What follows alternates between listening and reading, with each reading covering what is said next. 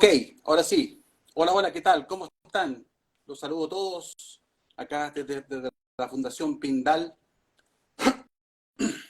para nuestro último live del año. Y bueno, saludar aquí, ¿cierto? A las personas que están entrando. Vamos a esperar que se conecte nuestro compañero, el gran invitado, Marco Donaire. Y bueno, decirles que en el fondo la idea hoy día es poder conversar sobre lo que es la gestión emocional y el aprendizaje, que es lo que hemos ido viendo, y dentro de lo que es la Fundación Pindal como tal, como nuestra misión, es enseñar, ¿cierto?, diferentes metodologías, principalmente la metodología ANC, y vamos a ver cómo esta metodología, ¿cierto?, y otras metodologías también son importantes, nos ayudan para poder trabajar la gestión emocional, para poder llegar a lo que es la inteligencia emocional, y cómo esto nos ayuda en el aprendizaje. Así que ahí nos estamos viendo ahí para poder conectarse nuestro amigo Marco. Así que ahí está, ahí se unió también la Cata. Así que, bueno, eh, nosotros les mandamos unas preguntas precisamente de si ustedes sabían cómo ustedes cómo se gestionaban emocionalmente, y cómo y con qué estrategias ustedes aprendían. Sería interesante hacer la interacción. Vamos a ir conversando justamente con respecto, y vamos a contestar estas preguntas con Marco. Eh, Ahí está, se está uniendo Marco. Y ¿cómo se llama? Y en base a eso también la última pregunta es ¿qué te perturba en tu gestión emocional y tu aprendizaje? Ahí estamos uniéndonos con Marco justamente, estamos dando el acceso para que se una. Así que ahí estamos. Muy bien, ahí está. Muy bien. ¿Qué tal? ¿Qué ¿Cómo estás, tal, Marco? Eduardo? Muy buena tarde para todos. ¿Cómo estás, Muy Eduardo? bien, Gusto saludarte. Marco. Un gusto en saludarte y también de tenerte acá como experto en todo lo que es la gestión emocional, ¿cierto? Ujú. Bueno, les presento a Marco, quizás, ¿cierto?, ustedes ya lo conocen mucho más que a mí, ¿cierto?, desde el punto de vista de lo que es la gestión emocional, por todo lo que él, ¿cierto?, transmite y todo. Así que tiene más de 16 años en todo lo que es el manejo y el aprendizaje asociado Ujú. a lo que es la inteligencia emocional, gestión emocional. Entonces hoy día la idea es poder tener una conversación fluida, vamos a conversar, hay que sacarle el jugo a Marco, ¿cierto?, en las preguntas. Ustedes tienen las preguntas, así que ahí vamos viendo y vamos conversando. Y yo, desde, ¿cierto?, lo que he estado haciendo hace un par de años en la universidad también, que me he estado metiendo en Ajá. este tema. Así que, Buenísimo. ok, bueno, yo te quería hacer la siguiente consulta. Dentro de tu Ujú. experiencia, Marco, ¿cierto?, en todo Ajá. lo que es la gestión emocional, eh, ¿cómo tú crees que las personas manejan esto? Y con todas tus capacitaciones, ¿cómo tú ves que en el fondo generan este manejo? Si hay un manejo, si es que esto hace un par de años ya está entrando y está en el colectivo, porque antes de lo que el tema emocional se hablaba bien poco, Claro que y la sí. Ajá. relación con el aprendizaje, ¿cierto? Y hay Justamente. diferentes metodologías, tú manejas varias metodologías, ¿cierto?, de poder llevar a que estas personas puedan hacer una mejor gestión emocional, y eso para que ellos hagan el darse cuenta de que justamente generan un mejor aprendizaje. ¿Qué es lo que? Claro que sí. Sí. Dale. Bueno, muchas gracias, Eduardo, por la invitación. También a Fundación Pindal, que siempre ha estado colaborando tanto en mi formación como profesional de poder encontrarme con estas temáticas tan importantes. Y contarte así como brevemente que yo soy profesor de educación física, y desde la educación física nosotros tenemos una mirada como bien morfofuncional del cuerpo, ¿no? O sea, sirve para algo el cuerpo, un propósito. Y la educación física también de alguna manera se ha ido reestructurando, se ha ido volviendo a reformular, también muy ligado a los conceptos de lo que es la motricidad humana.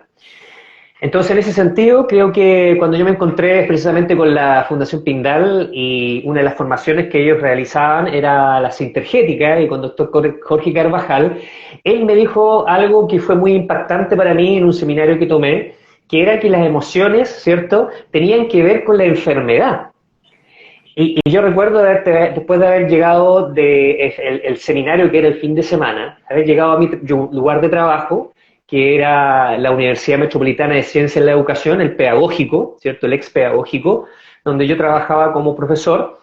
Y resulta que el día lunes llegué con todos estos conocimientos de la medicina integrativa que la sintergética comparte, y realmente me senté en mi escritorio y te digo que tuve un quiebre, digamos así, quedé sentado mucho rato pensando, ¿qué rayos estoy haciendo? Esa fue la pregunta que me hice.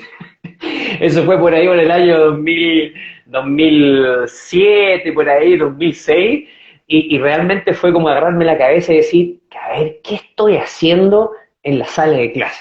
Entonces, la medicina integrativa, ¿cierto?, habla que la emoción tiene que ver mucho con la enfermedad, y cuando yo lo empiezo a pescar esta óptica y llevarlo hacia el espacio de aula, lo que se conoce el clima de aula, yo digo, wow, esto es, si bien no es exactamente lo mismo, es muy similar. Es decir, cómo hacemos los docentes, ¿cierto?, las personas que estamos en formación, de incorporar precisamente o darle cabida a las emociones.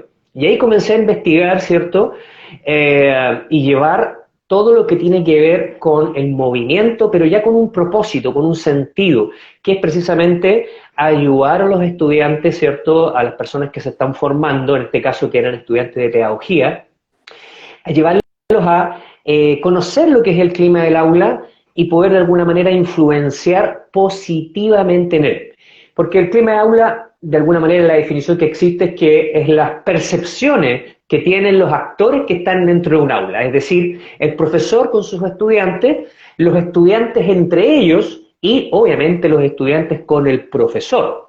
Entonces, es una triangulación ahí muy importante. Entonces, tú sabes muy bien que si no hay una conexión del docente, el profesor, el educador, la educadora de párvulos, el la técnico de párvulos, etcétera, con sus educandos, es muy difícil instaurar un aprendizaje, como la pregunta que tú has planteado también, Eduardo, que es cómo la emoción y el aprendizaje están unidas.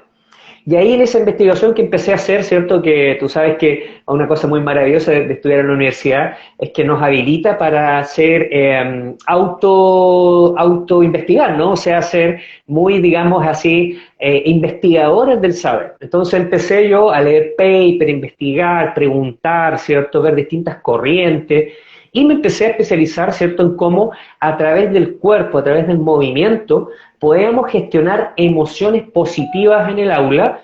¿Para qué? Para favorecer precisamente el aprendizaje de nuestros estudiantes. Entonces, digamos que esa pequeña historia que te cuento es para ver el origen de una manera en lo que me remeció, ¿cierto? Por un lado, cómo la salud, ¿cierto?, cómo en los paradigmas nuevos de la medicina se incorpora a la mirada de la emoción, y cómo lentamente también se va incorporando también al mundo educativo. Te estoy hablando del año 2005, 2006, es decir, hace 15, 17 años. Y te digo, Eduardo, que tú bien dices que el año de 2006 a 2011 trabajé en el pedagógico, y con este tema era muy pionero. Yo hacía un programa que era muy innovador, que entrábamos al aula con otros profesionales por 10 minutos, lo que se conocía como la pausa saludable o la pausa de bienestar. Entonces nosotros pensamos, junto con un directivo que había ahí en la UNCE, muy innovador también, que era intencionar estos momentos de, comillas, recuperación, precisamente porque las curvas de atención dentro de un aula van variando. Es imposible, ponte tú, el otro día leí un artículo que decía que hace 20 años atrás, antes que entraran las plataformas digitales, los periodos de atención de las personas eran 20 minutos. Pero hoy día con las plataformas digitales y con este celular, ¿cierto?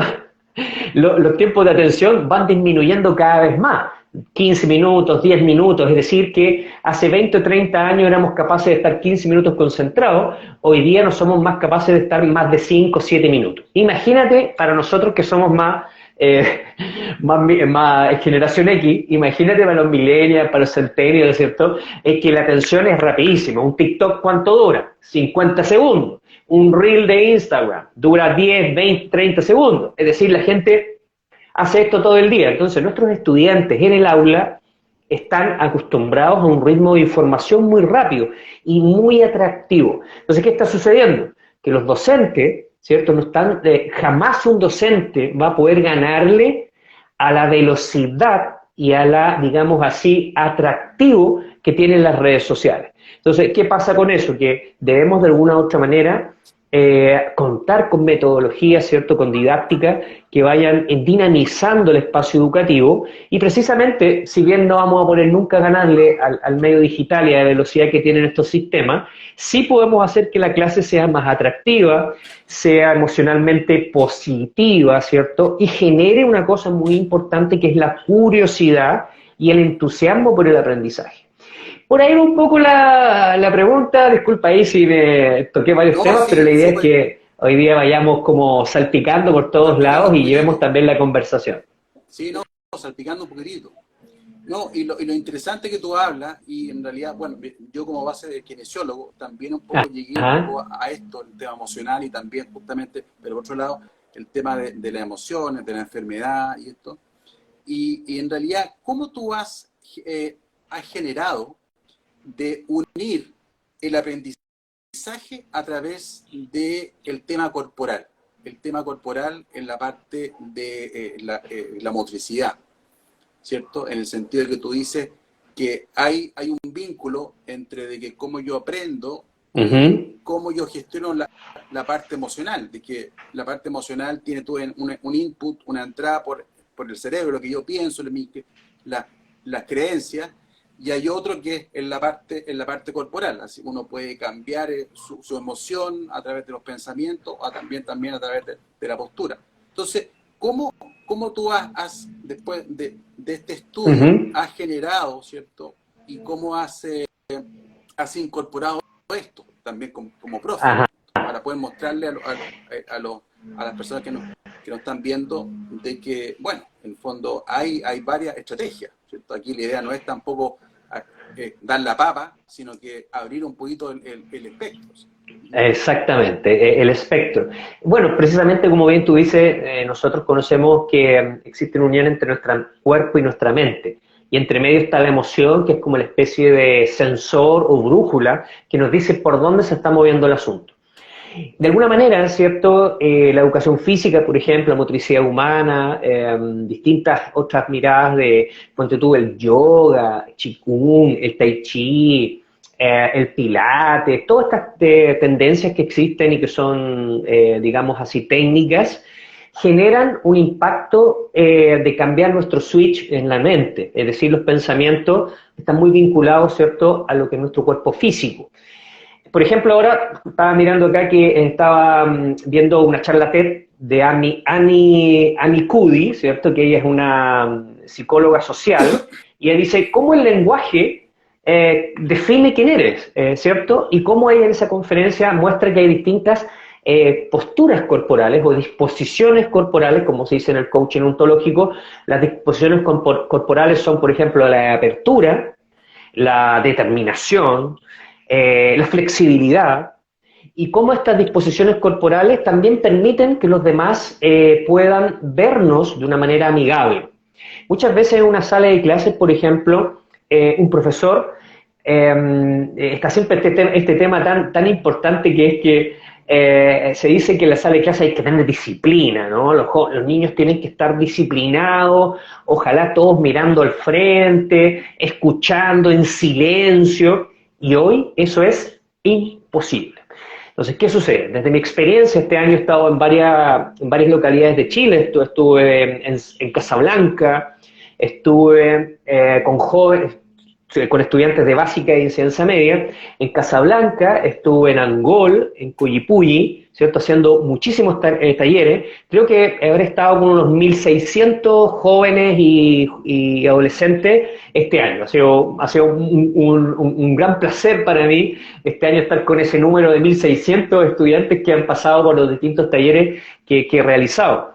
Entonces he podido darme cuenta, dentro de mi expertise como facilitador, he sido hackeado, ¿no? Ha sido una primera experiencia que tuve con un grupo en Casablanca, no me funcionó nada de lo que tenía planeado, nada, te digo que nada. ¿Por qué?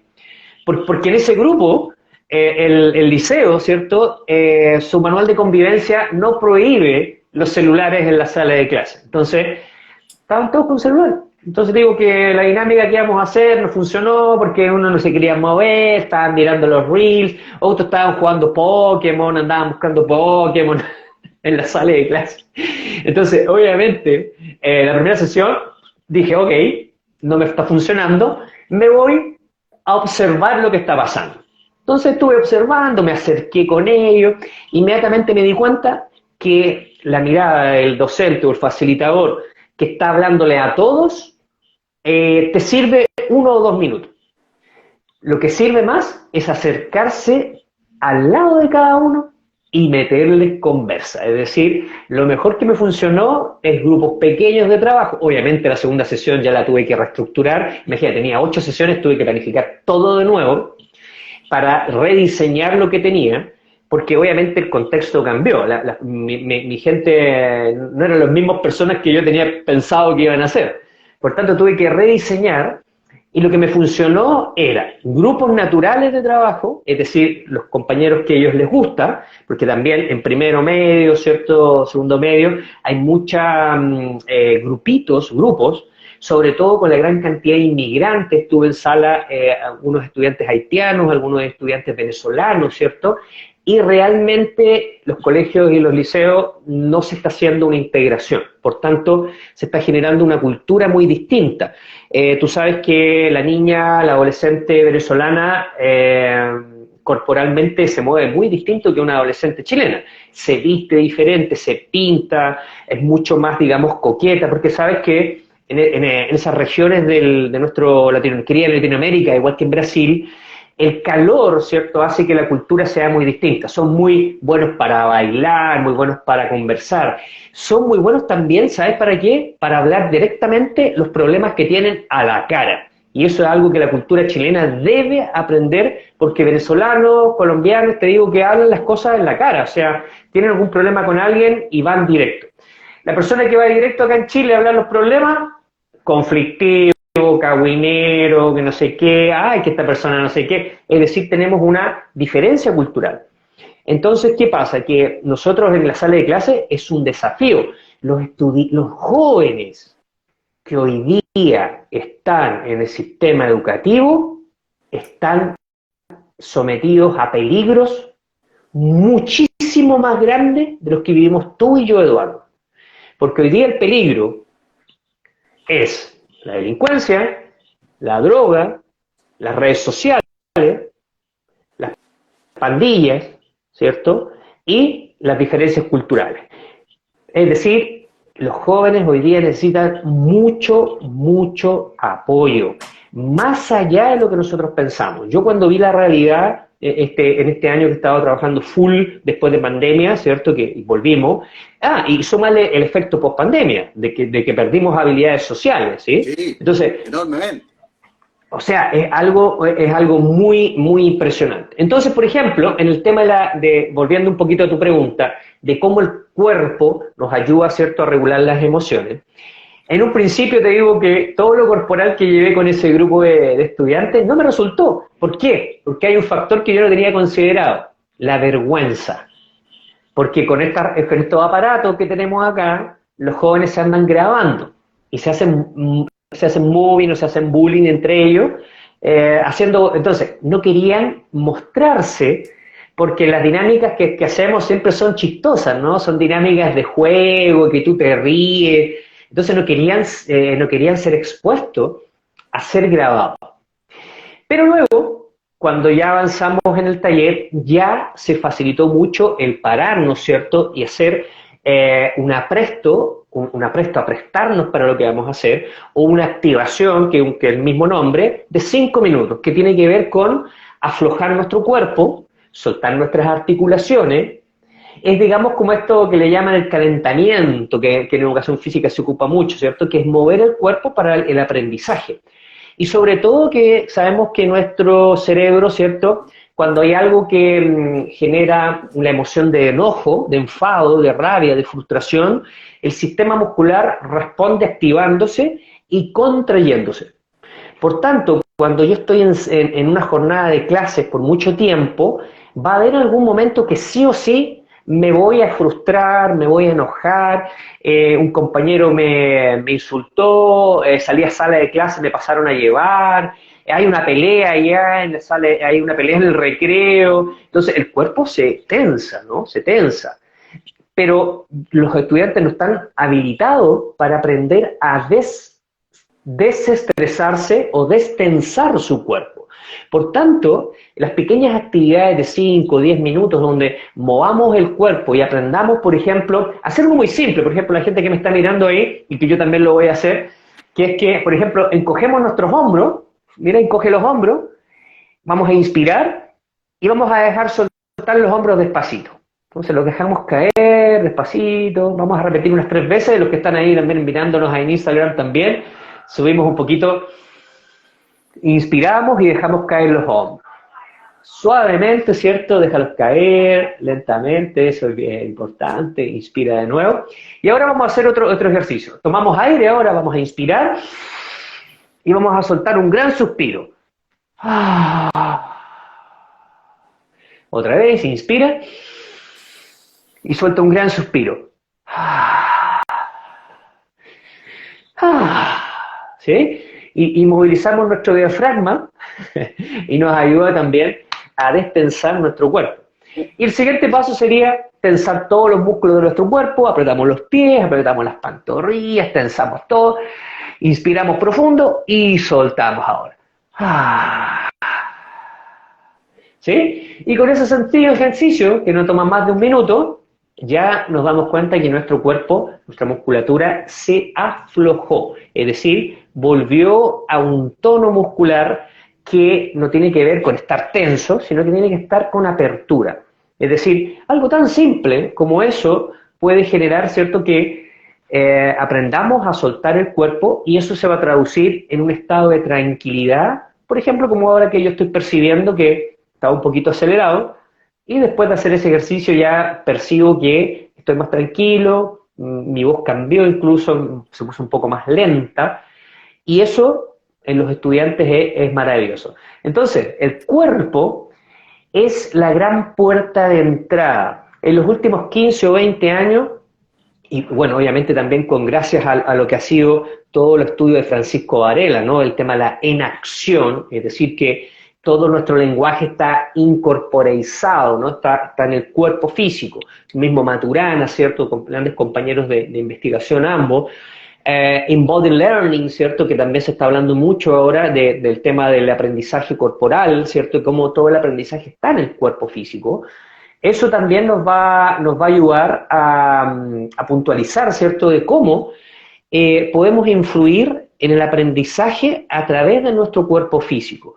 Es decir, habilitando. O sea, digamos que el aprendizaje que en nuestro sistema educativo es tan cognitivo, es tan sentarse, mirar el pizarrón y escribir en el cuaderno, ¿cierto?, que es lo clásico, que te digo que debe ser un 80% del tiempo destinado a trabajar en una escuela, un 80, un 70%. A lo mejor en escuelas Montessori, Rudolf Steiner, ¿cierto?, puede ser un 60, un 50, pero es muchísimo tiempo en el que estamos sentados, escribiendo, cognitivamente pensando, el cuerpo se olvida.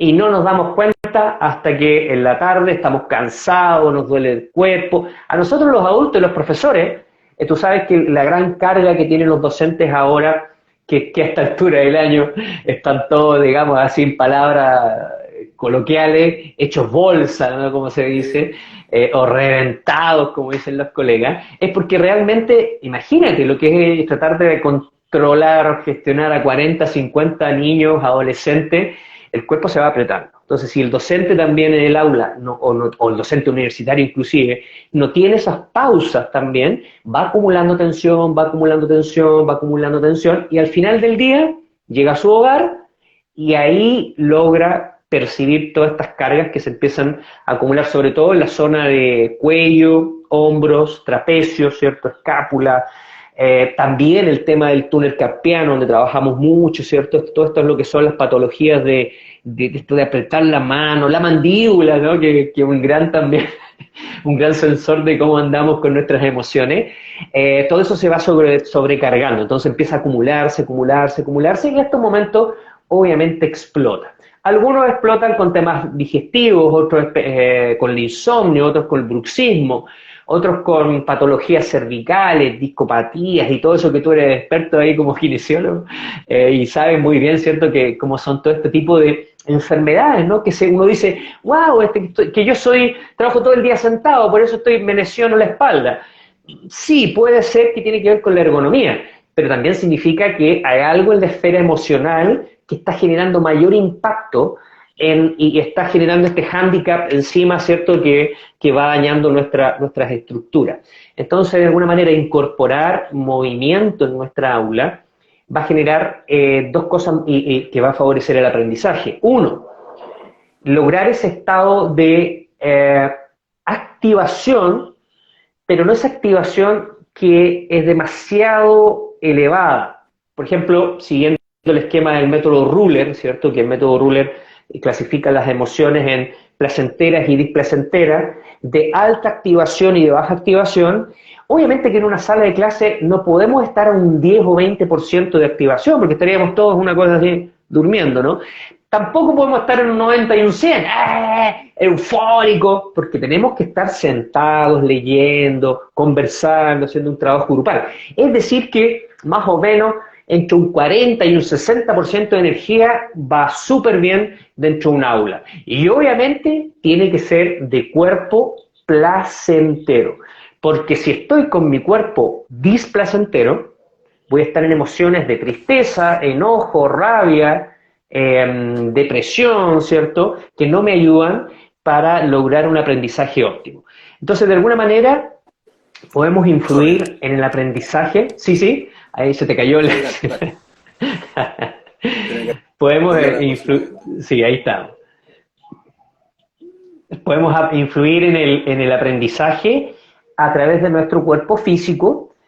Primero, generando un nivel de energía. ¿Qué es la energía? Es el nivel de activación que sentimos. Eso está dado por esto. Ese se llama el nombre técnico arousal, ¿cierto? Aurosal, ¿cierto? Que es el nivel de activación del tronco encefálico, que tiene que ver con el nivel de qué tan abiertos están mis ojos, ¿no? Porque si uno está así, por ejemplo, en la mañana o después de almuerzo, ¿cierto? Eso significa que estás 10, 20%.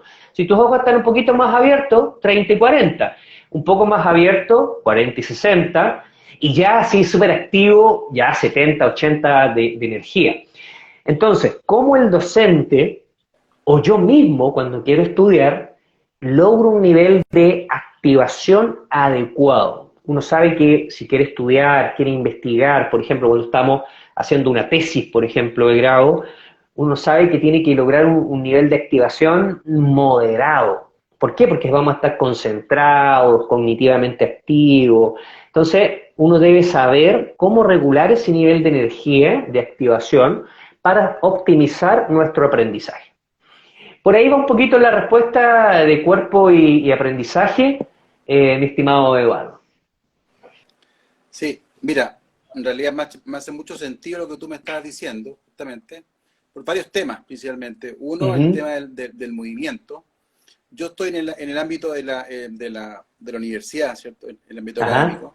Y ahí se da, es todo netamente cognitivo. Entonces, ajá, introducir todos estos conceptos para el aprendizaje es muy, ha sido un tema, ajá, justamente ¿por qué? Porque, ¿qué es lo que pasa? como en la academia todo es la parte cognición, la parte razón, y llevarlo, ¿cierto?, a que la persona aprenda en el cuerpo, como tú me estás diciendo, ¿cierto?, y que haya un aprendizaje a nivel corporal, claro, rompe un poco el esquema de esta cosa de academia. Entonces, Ajá. ha sido también un desafío, y como tú también lo dices, la pandemia y todo esto hace de que la persona esté en estrés, y un estado de estrés permanente genera este Ujú. bloqueo, ¿cierto?, de Claro. cierre y no de apertura. Entonces, todo lo que es la parte presencial ha generado, ¿cierto?, de que se genere un gran componente de estrés. Y este estrés las personas llevan también a lo que es la ansiedad y todos estos Ajá. componentes que tú bien sabes. Pasa que no se escucha bien, Dice que se escucha un poquito bajo. un poco bajo. Ahí está. Sí, en ese sentido, una idea clave, ¿cierto?, que es el estado de ansiedad, que obviamente hay otra cosa también que se está estudiando mucho, que es el déficit de naturaleza. Hay algunos autores que están hablando de que lo que nos está enfermando, tantos a niños, jóvenes, adultos, abuelos, es que estamos con un déficit de naturaleza. ¿Qué quiero decir con eso? Tiene que ver con que la naturaleza, el viento, el agua, el sol, el frío, el aire fresco, los colores verde, los celeste, la cantidad de distintos aromas, texturas que uno puede encontrar en la naturaleza, nos alimentan y también tienen que ver con nuestra genética, también ayudan a la expresión de ciertos genes.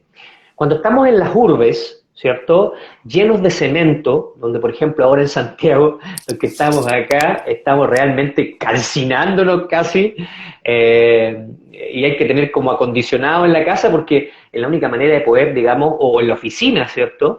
De poder, digamos, sobrellevar las altas temperaturas. Entonces, ¿qué sucede? Que estamos, y obviamente cuando estuvimos 2 años confinados, donde desgraciadamente estuvimos a los niños y niñas sin permiso para salir a jugar. Incluso los perros tenían permiso para salir 3 veces al día a hacer sus necesidades al parque, pero los niños no tuvieron permiso para salir a jugar. Hubieron muchas asociaciones de pediatras, de profesores, psicólogos, que advirtieron que esa carencia de juego iba a producir un impacto. Y lo que estamos viendo hoy día, a inicios de marzo, cuando volvieron todos los escolares al sistema educativo presencial, es de una total catástrofe. Es un escándalo. Yo te lo puedo decir con total propiedad, porque todos los profesores donde he estado, yo estaba alrededor, estuve trabajando también en convivencia escolar, en Temuco, Osorno, Lampa, Puente Alto, sumado a Casablanca, Canguipulli, Angol, y otros que no me acuerdo también, que he estado en tantos lados este año, y te digo que el diagnóstico es el mismo. Niños de primero que llegaron a primero básico, las educadoras básicas decían, estos niñitos que llegaron hoy día corresponden a niveles de kinder, llegaron con un desarrollo de habilidades a ese nivel, sociales. Los niños y niñas que entraron a tercero básico, era que estaban en primero básico. Los que llegaron a primero medio, Eduardo, corresponden a niveles de habilidades socioemocionales de séptimo básico. Los que llegaron a cuarto medio este año tenían habilidades sociales de segundo medio. Es decir, que todos tenían un atraso de 2 años de habilidades sociales. Entonces tú llegas en marzo y algunos directivos que obviamente yo tengo mucha compasión por la gente que trabaja en el sistema educativo, pero muchos llegaron a jornada escolar completa, siendo que el ministerio les dijo que ellos tenían libre elección de hacer mediodía o hacer jornada completa si querían. Muchos colegios academicistas llegaron carga completa porque hay que recuperar aprendizaje. Inmediatamente, en marzo y abril, vimos hechos preocupantes en la educación. Hubo violencia, agresividad, bullying, padres incluso que iban al colegio matonaje, porque habían otros niños que agredían a mi hijo, agredieron a los profesores, hubieron temas de acoso también, de funas también de las damas, ¿no? de las mujeres también, de que habían profesores que se habían pasado de raya, etcétera, etcétera, etcétera. O sea, vimos el primer semestre realmente en el sistema educativo un desastre. Y los adultos que estamos a cargo seguimos con efectividad, métrica, que vamos a prepararnos para el CIMSE, y eso que el CIMSE no tenía impacto este año, ¿cierto? Ya es el otro que va a empezar a tener impacto. Es decir, sigue la lógica de que habilidades académicas como lenguaje, matemática, ¿cierto? Que son las que ponderan mucho, son las que valen. Y las habilidades sociales no importan. Pero ¿qué pasó, mi querido Eduardo? Que por muy lindo que fuera el mono, no dio resultado. Y eso yo creo que ha sido lo mejor que ha pasado este año. ¿Por qué? Porque nos dimos cuenta de que no podemos aprender matemáticas, no podemos aprender lenguaje si primero no tenemos lo más básico, que es la que el niño, la niña, el adolescente se aprenda a regular, aprenda a trabajar en equipo, a colaborar con sus compañeros. Si no, no hay aprendizaje, es radical. Si no aprendemos esta lección de este 2022, no va a funcionar tampoco el próximo año. Por eso, mi querido Eduardo, de alguna otra manera, cuando nosotros bien sabemos que todas estas digamos así, todas estas problemáticas que ocurren, esconden también una bendición. Entonces, para los directivos y la gente que está en educación, que ya se dio cuenta de que no podemos seguir en el mismo esquema, se abre una coyuntura nueva, se abre una posibilidad, ¿cierto?, de cambiar este sistema educativo, que todos sabíamos hace más de 20 años que teníamos que cambiarlo, pero no lo habíamos hecho. ¿Por qué? Porque estábamos siempre en lo mismo, lenguaje, matemática. Yo soy del área humanista, ¿cierto? La Facultad de Arte, Educación Física, en el Pedagógico están juntas, y tú sabes que la clase de arte no vale, la clase de Educación Física no vale, la clase de música tampoco. Oye, tenemos que hacer reforzamiento. En el año 2000, estoy haciendo todo un desahogo igual, cuando yo me formé en la universidad, entró la LOPSE, ¿no? La LOCE, la Ley General Orgánica de Educación, que fue copiada de España. Entonces, esa ley, o ese cambio en la forma educativa, decía que en la tarde va a estar destinado para talleres de desarrollo personal, para talleres de deporte, de arte. Oye, todo el mundo estábamos felices. ¿Pero qué pasó en la práctica? Reforzamiento de matemáticas, reforzamiento del lenguaje, y al final la jornada escolar completa se transformó en más de lo mismo. Entonces, si alguien ahí de educación me está escuchando, mira, no podemos seguir haciendo lo mismo. Ya nos dimos cuenta que no podemos aprender nada si no tenemos gestión emocional, autorregulación y una cosa muy importante que es conocer al de al lado, conocer a mi compañero. Convivencia es personas que viven juntos y que involucra tener conflicto. La convivencia escolar y la convivencia, ¿cierto?, en las comunidades se define como la presencia de conflicto, pero el conflicto es algo pedagógico también, es algo el cual podemos aprender. Y existe un terrible miedo a un conflicto, porque todo tiene que estar calladito aquí, nadie tiene que meter bulla, todos tienen que asentir con la cabeza, no pueden haber opiniones divergentes. Y eso no es la convivencia. La convivencia es saber resolver esos conflictos y aprovecharlos como oportunidades, porque la vida adulta tenemos miles de conflictos, con nuestros jefes, con nuestros compañeros de trabajo. Si somos freelance, si somos independientes como yo me tengo que integrar a equipos que trabajan de una forma, voy a hacer cursos con 30, 40, imagínate, he estado con alrededor de 3.000 personas este año trabajando, y son 3.000 personas que yo debo saber cómo interactuar. Empatizar, ser asertivo, de poner límites de una forma flexible, conversar, ponernos de acuerdo, escuchar, ¿cierto?, al otro, no imponer mi mirada, que yo vengo externa, que aparezco a veces en talleres, ¿cierto? Yo no impongo una mirada, vengo a compartir algo que yo sé que te va a servir, va a ser algo de valor. Entonces, de alguna manera, Eduardo, esto que hemos visto de la vuelta a clases de tanto la gente universitaria como el sistema escolar, ha demostrado fehacientemente que no podemos aprender nada si primero no tenemos gestión emocional, aprendemos a resolver los conflictos y aprender a colaborar entre las personas que componen, ¿cierto?, mi sala de clases o mi curso.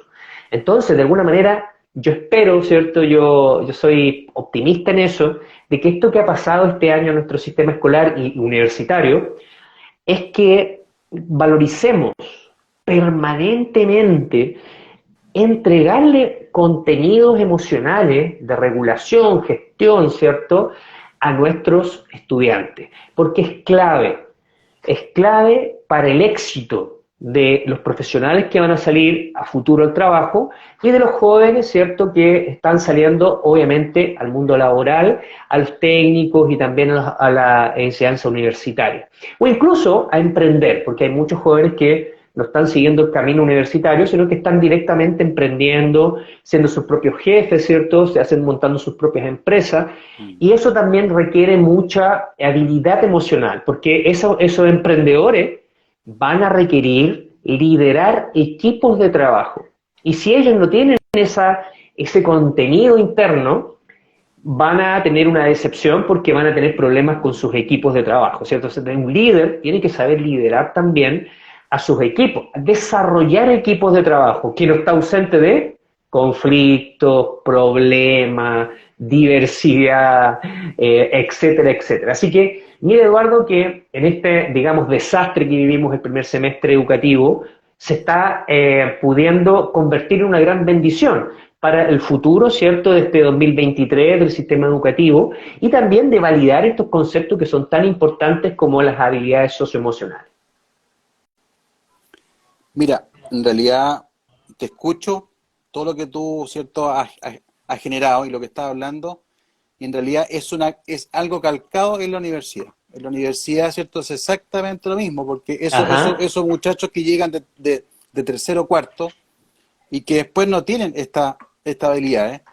Y bueno, ¿qué es lo que pasa? En la universidad, como te decía, se genera toda la parte cognitiva solamente, ¿cierto? Y los ramos, que son los ramos más de habilidades duras, son lo importante, y pero se están incorporando, ¿Sabe por qué? Porque están saliendo profesionales que tienen mala gestión emocional dentro de su lugar de trabajo. Entonces, hay un dicho que yo siempre lo digo cuando hago las clases, que te contratan por las habilidades duras y te despiden por las habilidades blandas, claro, o antiguamente llamadas blandas, son las habilidades socioemocionales. Entonces, hay un cambio de paradigma, y por eso es tan importante, creo yo, esta conversa, porque hay diferentes metodologías. Y ahora, y no sé cómo estamos en los tiempos, pero ahora me gustaría un poco ver cómo tú has desarrollado, con qué herramientas tú desarrollas estas habilidades socioemocionales, la inteligencia emocional. Aparte, bueno, igual ya lo dijiste, yo sé que tú también eres especialista en mindfulness, ¿cierto? Entonces, ¿cómo tú haces un mix, cómo tú generas para que los estudiantes hagan ese darse cuenta de que de que es su motor de aprendizaje, el cuerpo y esta gestión emocional? Muy interesante pregunta, y creo que va por dos lados. La primera, haciendo retrospectiva de lo que ha sido mi camino como adolescente, yo imagínate que, Eduardo, que entré a ingeniería en informática eh, a estudiar, porque un test vocacional que un orientador me hizo en mi colegio, y como tenía buenas notas en física y matemáticas, me dijo: no, usted Donaire, está listo para ingeniería. Y te digo que tuve la crisis vocacional más grande de mi vida a los 2 años y medio de estar en la universidad. Y ahí, bueno, conocí el cuerpo con la práctica de la capoeira, ¿cierto? Que yo soy Sí, yo sé que sí, profesor de puede ser capoeira, y así, eso yo me, sé que sí. eso me reconectó el propósito, ¿no? Al sentir que tenía una parte que no conocía, que era mi cuerpo. Imagínate, Eduardo, que cuando yo empecé a practicar capoeira en el año 95, mi pensamiento era el siguiente: yo me sentía viejo. Y pensé lo siguiente, como en la capoeira uno se da cuenta que dan ruedas, no dan volteretas, se paran de cabeza, tiran patadas. A mí siempre me han gustado las artes marciales. Y mi cabeza dije, no, no, esta cuestión yo la voy a aprender, y aunque voy a hacerlo hasta que mi cuerpo se rompa, pensando en qué, que haciendo eso mi cuerpo se iba a quebrar, se iba a romper, no sé. Es decir, mi mentalidad en ese tiempo con respecto al cuerpo era algo que iba a explotar, ¿no? O sea, yo no iba a durar mucho tiempo haciendo capoeira porque me iba a romper, no sé, mi cuerpo se iba a explotar. Ese era mi pensamiento. Imagínate que con 20 años pensaba eso de mi cuerpo. Imagínate que hoy día tengo 48 años y el fin de semana pasado estuve en un evento de capoeira, y yo jugando con cabros de 20, 15, y muchas veces me dicen, oye Marco, ¿cómo te mantenés tan bien? Capoeira, trabajo en lo que me gusta, que es una cosa muy importante. Uno va a encontrar lo que necesita encontrar en su vida si tiene la brújula de hacer lo que te gusta, de hacer Así lo es, que disfrutamos. Y así esa es. es la brújula que te va a abrir todas las puertas. Entonces, yo al muchacho siempre le digo lo mismo: usted siga en lo que es bueno, que tiene talento, y en lo que te gusta, en lo que te agrada, aquella cosa que te despierta curiosidad. Y yo he llegado a un montón de didácticas, un montón de técnicas, metodologías, solamente porque tengo esa sed de hacer lo que me gusta. Y imagínate que hoy día he estado planificando, incluso tengo rayado acá, estoy aquí, mañana estoy debutando con una dinámica nueva, tengo un team building mañana, y es una dinámica que se llama el laberinto. Entonces mandé a hacer un plotter gigante con un laberinto. Entonces hoy día me he estado riendo todo el día de lo que va a pasar mañana con la gente que va a estar en esa dinámica, que tienen que meterse en el laberinto y llegar al centro y salir. Primero con los ojos abiertos y después con venda, es decir, los compañeros lo van a guiar con los ojos cerrados. Esas dinámicas se llaman de team building, ¿cierto? Que son para desarrollar equipos. Y lo último que estuve bien entretenido, con un lápiz, ¿cierto? Con cuerditas, van a tener que dibujar el diagrama de cómo llegar al centro y después salir. Es decir, son dinámicas que yo veo a veces en internet, las copio, las modifico, y empiezo a soñar, y yo cuando planifico, y esto es una clave para los profesores cuando planifiquen, imagínate planificando, y si tú te das cuenta que cuando estás pensando en lo que van a vivir los estudiantes al día siguiente, te ríes, por ahí es la cosa. O sea, yo digo, si yo veo que la gente con esta dinámica se va a reír, lo va a pasar bien, estamos listos. Estamos listos porque con certeza va a funcionar. Es decir, una brújula muy importante en mi vida es yo ponerme en el lugar del otro y decir, oye, ¿será que mañana van a disfrutar esta jornada de trabajo en equipo? Y si mi respuesta es sí, y yo me estoy riendo, con certeza va a ser un éxito. Es decir, una primera cosa es disfruta lo que haces, y que la gente que está contigo disfrute lo que vas a recibir.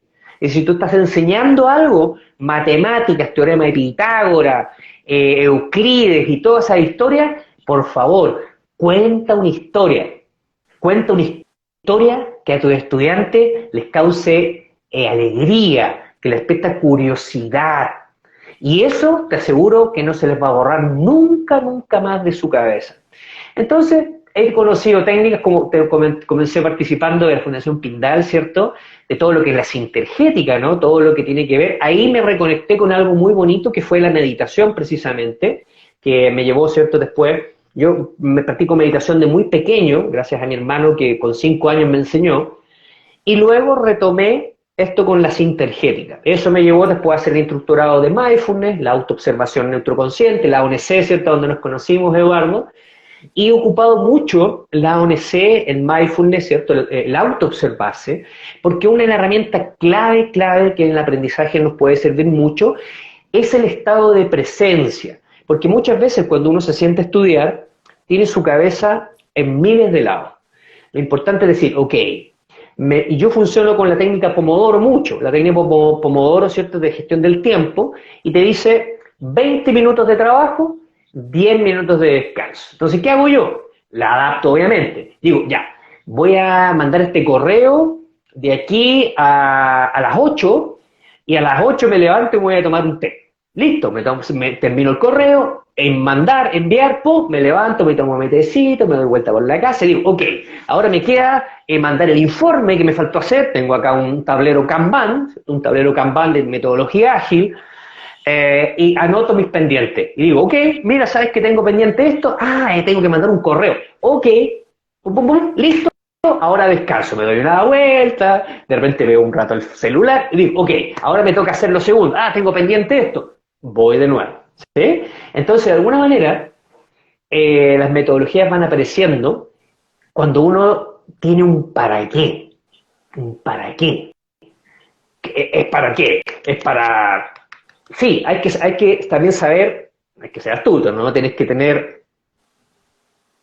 foco en los resultados, foco en el bienestar, que esas son las habilidades directivas, ¿no? Las habilidades directivas te dicen, foco en lo que tienes que lograr el KPI, lograr la efectividad, CINCE, que los niños, que los jóvenes entren a la universidad, sí, resultado, está bien, pero no se te olvide el bienestar, porque si no, los resultados no son sostenibles en el tiempo. Entonces, por ejemplo, todo lo que tiene que ver con el mundo del liderazgo, el management, el coaching, por ejemplo, que también es una herramienta que yo ocupo mucho, que es el arte de hacer preguntas poderosas, preguntas movilizadoras, que te movilicen, ¿cierto? ¿Qué es lo que quieres lograr? Algo tan sencillo como de preguntarle a la persona, ¿dónde te ves en 3 años más? ¿Qué quieres hacer en 3 años más? Esa pregunta se le hizo a los chicos de media, y te juro que algunos tenían súper claro. Por ejemplo, en Angol me llamó la atención que muchos estudiantes de segundo, tercero, cuarto querían echar a las Fuerzas Armadas y tenían súper claro eso. Otros pusieron cara de ¿qué? Como cara de ¿qué? ¿En qué años más? Ay, profe, no, voy a estar, no sé. Muchos no sabían. Entonces yo decía, bueno, si no saben, ponte a investigar, ve qué te gustaría hacer. Empieza a mastica la pregunta. ¿Qué voy a hacer en 3 años más? Aunque no tengas razón, de repente te vas a empezar a conectar. Entonces, el coaching, la meditación, la autoobservación, ¿cierto? La autoobservación, ahí con los últimos minutos que nos van quedando, es muy importante porque la ONC, autoobservación neutro-consciente, me regaló un pilar filosófico que ha sido clave en mi éxito como facilitador, que es la neutralidad.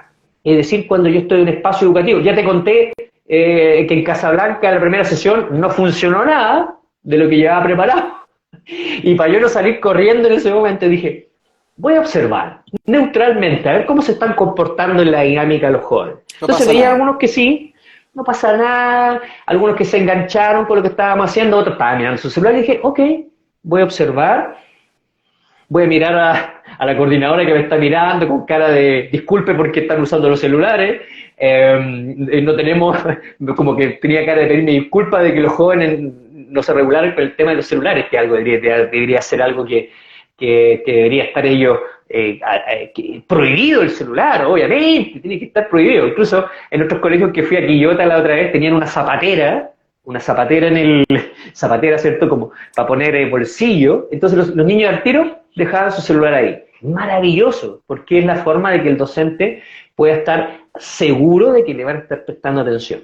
Entonces la neutralidad significa que las cosas no son buenas ni malas por sí mismas, ¿sí? Depende del contexto. Entonces para mí esa primera sesión que fue un fracaso se transformó en algo enriquecedor, porque me dijo, ok, mira, ¿sabes qué? Vamos a transformar esto, y eso me significó después que las otras 7 sesiones salieron muy bien y logré, ¿cierto?, generar un impacto. Si bien no era lo que yo esperaba lograr, porque siempre tengo como un estándar alto, logré que ellos asimilaran todo lo que es las emociones, ya el método Ruler, ¿cierto?, que es bien completo, y por lo menos 3 técnicas de regulación, y con eso nos quedamos tranquilos.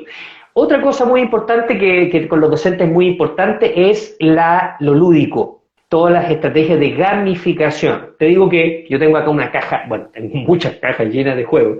Está todo el juego de cartas, está en el juego de los Dixit, está el juego de Story Cubes, que son dados que tú tiras y cuentas historias, donde salen iconos. Entonces te ayuda a contar historias de una forma lúdica. Entonces contamos una historia, ¿cuándo fueron, qué es tus mejores épocas de vacaciones? ¿Cuáles han sido tus mejores vacaciones? Y aparece ahí unos dados y te vas contando la historia. Y después de eso yo te decía, ok, ahora 3 años más, ¿qué vas a hacer en 3 años más? Y aparecían unos dados. Entonces empezaban ellos chistosamente a reírse de los dados que aparecían. Pero de forma inconsciente, ellos iban desarrollando qué van a hacer a futuro. Entonces aparecían también los relatos que aparecen ahí, nos dan mucha información, porque cuando estamos jugando, el inconsciente aparece, ¿sí? No recuerdo si fue Rousseau, Jacques Rousseau, que decía que el adulto cuando juega muestra cómo es. O sea, cuando tú juegas a algo, te muestras tal como eres. Y eso es muy interesante para nosotros que estamos en el área psicológica, de recursos humanos, de didáctica, etcétera. Cómo el juego nos abre esa ventana, ¿no? Y observar cuando una persona juega, cómo se comporta. Porque yo no puedo ir, por ejemplo, al escritorio de la universidad a ver cómo trabajan los profesores, o cómo trabajan los ejecutivos, o los gerentes, pero sí puedo observar cómo juegan en los talleres. Y eso me lleva a decirle, oye, ¿y por qué de repente tú te saltaste la regla de... Ah, mira, qué interesante. Oye, ¿y qué pasó en el equipo que no se escucharon, muchachos? Él dijo algo interesante, pero nadie lo escuchó. ¿Qué pasa eso de repente en nuestro trabajo? Pucha, sí, profe, lo que pasa es que a veces estamos tan rápidos que tenemos que tomar decisiones tan presionados, y estamos todos tan bien, y al final en la guinda de la torta se cae todo el proyecto. ¿Por qué? Porque no tenemos este espacio para vernos a nosotros mismos cómo estamos interactuando como equipos, ¿sí? Y bueno, por ahí vamos, Eduardo, existen muchas metodologías, les agradezco también mucho la invitación también, sabemos que el tiempo es cortito, Sí. y qué rico que quedemos con gusto a poco, ¿no? Sí, quedamos con gusto a poco porque podemos seguir conversando aquí, esto da para rato. Pero bueno, mira, en realidad las otras preguntas ya están contestadas ya, y ahí, bueno, dentro de la estrategia de aprendizaje, tuviste una que es cierto, que si la gente estuvo atenta, ahí está la metodología de aprendizaje, ¿cierto? Ajá. Así que eso es muy interesante. Bueno, para efectos del tiempo, como tú dices, te damos muchas gracias por este espacio. Ha sido un espacio lúdico de tu experiencia, de poder saber y de poder colocar justamente en esto, de que la gestión emocional es fundamental para el proceso de aprendizaje, tanto en el ambiente escolar como en la universidad. Así que Exacto. muchas gracias, Marco. Nosotros como Fundación Pindal te damos las gracias. Y bueno, yo creo que como ustedes ya saben, ya este es el último live que estamos haciendo del año, 2022, sí. Pero seguramente vamos a partir justamente el 2023 a ver qué pasa, y vamos a invitarte nuevamente a seguir conversando porque faltan muchos temas para poder trabajar. Está el estrés, la ansiedad, el manejo, cómo se relaciona y cómo podemos hacer a las personas de generar la inteligencia emocional, que para ahí vamos, un poquito. La gestión emocional, justamente, queremos que sean inteligentes emocionalmente, no inteligentes cognitivamente, que toda la gente quiere ser inteligente cognitivamente, pero les falta la otra patita. Así que eso es. Bueno, y le damos todas las gracias a todas las personas que están dando los saludos aquí, ¿cierto? Hay muchas personas que están dando los saludos y que nos mandaron sus cariños. Muchas gracias a todos por estar acá, por estar presentes, y nosotros ha sido un agrado poder compartir frente a este maestro que es Marco Donaire. Muchas gracias. Muchas gracias a ti, Eduardo, a la Fundación Pindal por la gran labor que realizan, a todo el directorio de Pindal también ahí que con tanto cariño y amor también siguen adelante con este proyecto. Y agradecerles a cada uno que han estado hoy día conectados. Hay algunas personas del extranjero también, algunos conocidos. Así que les agradecemos mucho su sintonía el día de hoy. Y muy agradecido también por la invitación y siempre también hacerme compartir con ustedes y cuenten conmigo para cualquier cosa. Así que muy feliz año, que tengan un excelente también Navidad con su familia. Agradecer también a todas las personas que hacen posible nuestra vida, ¿no? Nuestros queridos, nuestros padres, nuestros amigos, nuestros primos, nuestros hijos y todo. Eso es muy importante, estas fechas que bien son muy corridas, muy rápidas, que no perdamos también esa oportunidad de compartir, de empatizar, de querernos, ¿cierto?, con nuestra gente querida, porque eso en el fondo es lo que nos carga de energía y nos da también esa contención que todos necesitamos. Necesitamos bajarle revoluciones a la vida, abrazarnos, compartir, y estas fechas son privilegiadas para eso. Así que les agradezco mucho a todos y tu invitación, querido Eduardo, y a toda la gente de Fundación Pindar. Pero a ti, con mucho gusto y nos estaremos viendo en una próxima oportunidad, pero tenlo por seguro, Marco. Así que ahí estamos. Muchas Excelente. gracias y a todos, muchas gracias por todo y nos estamos viendo en una próxima oportunidad el 2023. Muchas Mucho gusto, felicidades, Eduardo. Felices fiestas. felices fiestas y nos estaremos viendo. Muchas gracias. Chao, chao. Chao, chao.